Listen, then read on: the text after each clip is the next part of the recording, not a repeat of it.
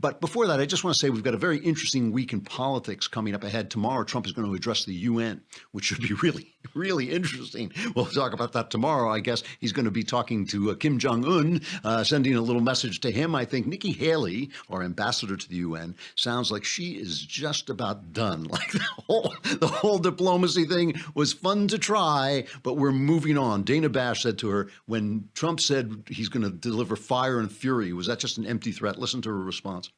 The president said last month that North Korea would face fire and fury if it continues to threaten the U.S. and its allies. Well, since the president said that, North Korea has really done nothing but threaten the U.S. and its allies.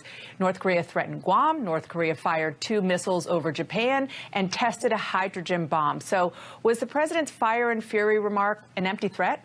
It was not an empty threat. What we were doing was being responsible. Where North Korea is being irresponsible and reckless, we were being responsible by trying to use every diplomatic possibility that we could possibly do.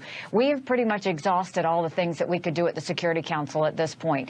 Now, I said yesterday, I'm perfectly happy kicking this over to General Mattis because he has plenty of military options. So I think that the fire and fury, while he said this is what we can do to North Korea, we wanted to be responsible and go through all diplomatic means to get their attention first. If that doesn't work, General Mattis will take care of it.